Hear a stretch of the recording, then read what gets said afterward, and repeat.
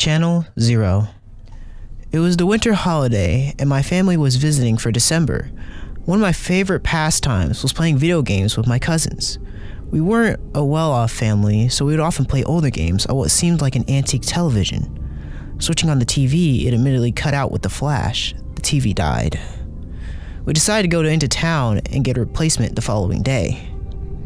Visiting a few pre-owned electronics stores, we chanced upon a curious little set. It looked about 10 years old. I was pretty sure it still worked, so I took the chance. When my cousins and I got back to my place, we set it up, checking which channels worked. I found a remote compartment. It still had its original warranty, which expired on the 31st of October 2003. That amused me. The Chiva channels were crap, despite the set having its own aerial. We soon learned all the channels had snowy reception, except for channel 0, which was for video input. I played some multiplayer games with the cousins for a while.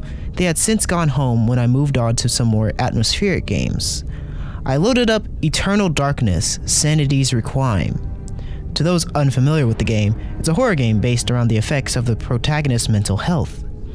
The very instant I powered up the game, there was a flash of lightning, followed by some thunder outside. I thought nothing of it, as it had been raining on and off throughout the day.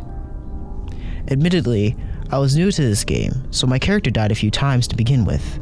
The sky crashed with thunder and lightning outside, but what was really strange was that I could swear the TV started to leak a bit from the top corner of the screen. I wiped it away and the tissue revealed a wet red substance. Was this blood? No. Maybe this was some kind of technical defect, but why red? I played more of the game and my character died a few more times. The TV started to leak again, but the fluid was a light green this time. I wondered maybe if the circuitry of the TV was melting from overheating, but the set wasn't hot when I touched it. The red could have come from an LED light or something. I never noticed this problem when I played games with the cousins before. The light bulb in my room died. I thought about replacing it, but decided it might be fun to play in the dark. I played more of the game and my character's sanity was still quite high. A jump scare flashed on screen of a skull of eyes screaming. At the very same time, a flash of lightning and thunder occurred outside. The sanity meter on screen had decreased to just over half. With all that was going on, I was pretty freaked out, but most by how the character's sanity seemed to mirror my own. I gave it a rest for a while.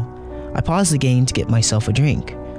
I thought it odd how the sky flashed and thundered outside only as I played the game. I had a break from the game almost as long as I had been playing it, and yet nothing. No thunder or lightning, not even once. I returned to playing the game and eventually ran into a group of living skeletons. I was doing well to hold them off, but they seemed to keep coming from nowhere. Eventually, they closed in on me, but they stopped. They stood there for a while, before suddenly turning to the camera and screaming. Their scary, leering heads zoomed towards the screen. I jumped and screamed. The channel cut to static. It occasionally flashed between red and green colors and another screaming skull right up close. My door slammed shut, the window locked, and the curtains swiftly drew themselves together. I couldn't open either. And among the red and flashing images on the screen, it suddenly cut to black with a subtle droning noise. Confused, I went up close to the screen. One final skeleton head rushed towards the screen and screamed. The TV switched itself off. I was the most scared I had ever been. This was the kind of thing that only happened in my nightmares. Waking from sudden images and screaming sounds to dead silence. I got a torch and showed it on the TV's on and off switch. It didn't appear to be on or off, but as I tried to press it, it wouldn't move at all. I figured it was best to try and get some sleep.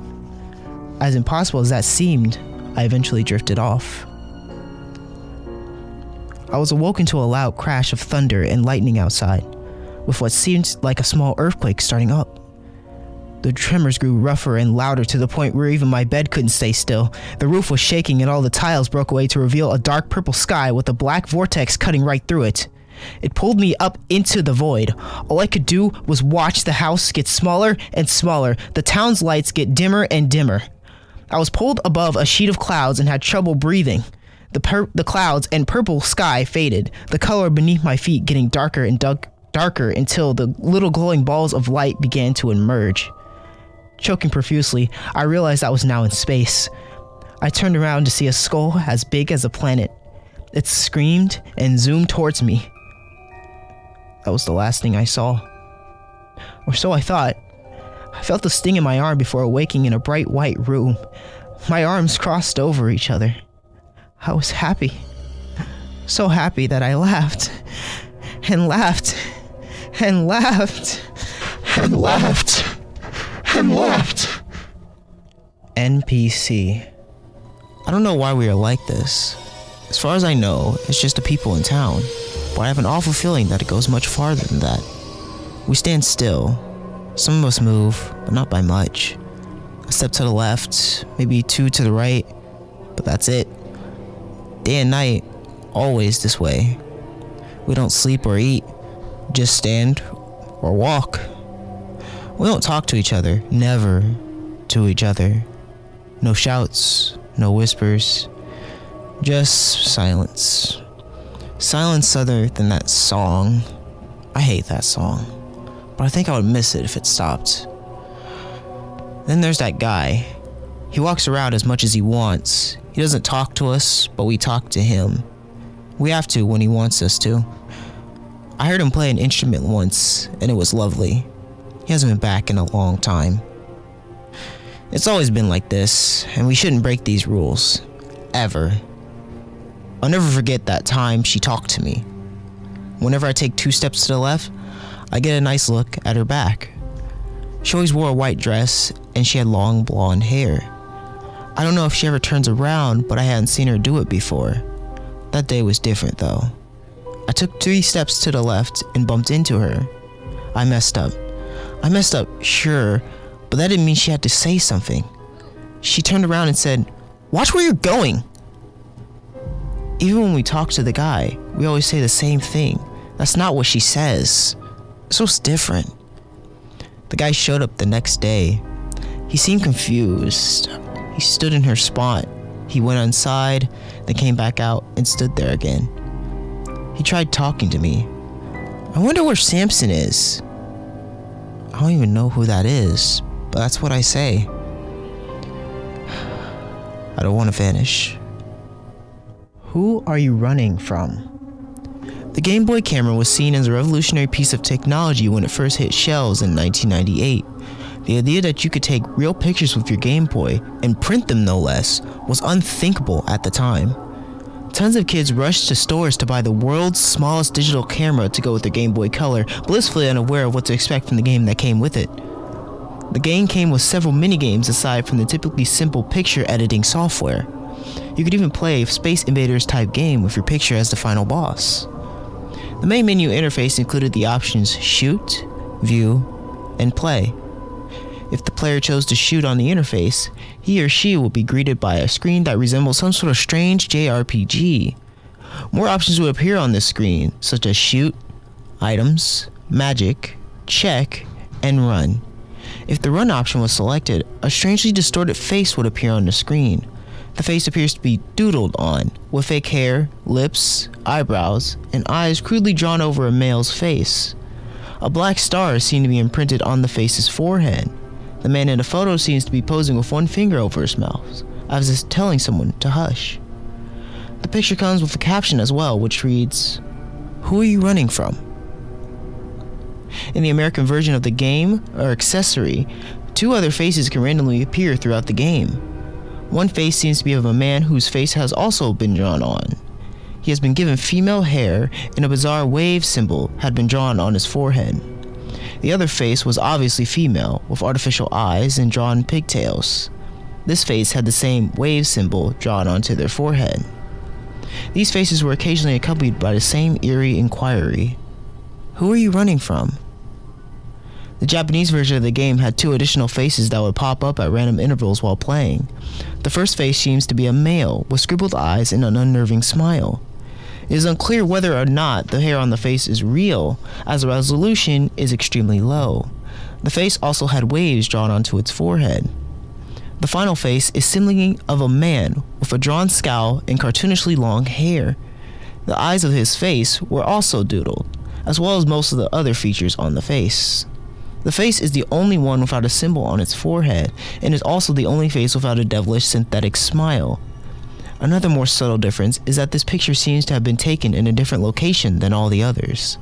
The previous faces all have nothing but a white backdrop, but this one seems to have some sort of object in the background. It is believed that these pictures are the result of a kidnapping done by a strange cult. The figure with a black star drawn on its forehead is said to be the leader of the group, while the ones with waves were said to be the disciples. The face without any symbols and a dark scowl is believed to be the unlucky victim. It is unclear what the condition of the victim is in the photograph or how these pictures managed to be included in the game. The motive of the cult is also unclear, as no body that resembled the victim was ever recovered. Xbox Live.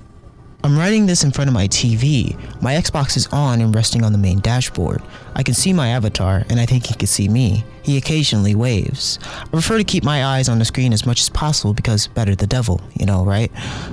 This all started a week ago. I was playing, mixing it up between Trials HD and Battlefield 1943. I'm an arcade nut and love some of the games that you can download. I was owning a level on Trials when I received the party invite. The thing is, it had no name attached. It was just an empty field followed by, has invited you to an Xbox Live party. Flummoxed, I accepted and entered the party. When I checked the menus, I was the only one in there. Somewhat strange, but not impossible. The person could have left before I entered. Just as I was ready to leave, someone else joined the party. Namely, it was me. Silicon Lemming has joined the party. This made me smile, as you do sometimes see rather weird glitches online. I checked the menus and saw my name twice in the party. One was playing Trials and the other was editing the avatar. Hello? I said, not really expecting an answer. Hello? Echoed back to me a couple of seconds later, my voice. I relaxed. Sound delay and party glitches were rare, but they did happen. Getting freaked out over a glitch, I said, half annoyed that I had allowed it to unsettle me. My words returned to me, but this time the tone of the words had become a little mocking. This made me stop short for a second. I shook my head and reasoned I must have misheard. Why don't you come and say that to my face? A current private joke me and my friends were sharing at the time. Maybe I might just do that. My blood turned to ice. That was my voice, but I hadn't said those words. The other me left the party immediately after that. I sat for a moment, confused and shaking as the adrenaline pumped. I checked the list of interactive profiles, but that revealed nothing. I eventually decided that was enough Xbox for that night and turned it off. The incident played on my mind for the entire day, and that evening I was back on the Xbox again. I spent a couple of minutes looking around the menus for anything else scary, but everything was decidedly normal. Half an hour into some tense explosion, I received a voice message. I was getting bored of the game, so I dropped out to the dashboard and opened the message. It was heavy breathing for a few seconds, followed by my voice saying, Can you say distraction? Once again confused, I stared at the screen. In the background, I could see my avatar dancing away, but there was nothing to attribute the message to. A momentary illogical fear made me spin round and inspect the room, making sure no one was there. It was when I turned back that I nearly screamed. My avatar had forced his way forwards over the menus and his head now filled the entire screen. He stared at me silently, his hands planted against the screen from the opposite side. He pointed at me, then drew a finger across his throat. I started to smell burnt plastic. A trickle of smoke escaped the console and then it crashed. The last thing I saw was the colors invert on the Xbox and the face of the threatening avatar turned electric pink and green. The image disappeared, followed by a standard no signal message. My Xbox was wrecked. When I tried to switch it back on, I got the dreaded red ring of death. The ominous name of the defect wasn't lost on me. I waited a month before I eventually sent off my Xbox for repairs. I had bought it brand new and it was well within warranty, so I got it replaced for free. I sat in my hallway for a fortnight before I had the guts to switch it back on. I finally rigged it up and now I'm staring at the dashboard. Everything was fairly normal until I logged in my profile and saw literally dozens of voice messages. All of them in my voice screaming, Where are you? And We're not done yet. The file message was dated about 20 minutes ago. All it said was, I'm done waiting. I'm coming to get you. The avatar on the screen has stepped forward and started to rub his hands together. Then he started to wave. It took me a couple seconds to realize he was waving at someone behind me.